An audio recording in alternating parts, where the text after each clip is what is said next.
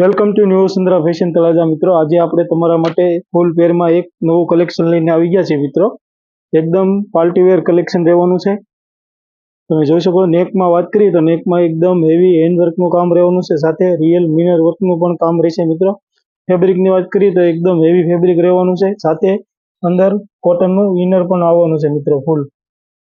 અને પેન્ટની વાત કરીએ તો ફેન્સી ફોર્મલ પેન્ટ રહેવાનું છે. સાથે દુપટ્ટાની વાત કરીએ તો દુપટ્ટો એકદમ ડિજિટલ રહેવાનો છે ફેન્સીમાં.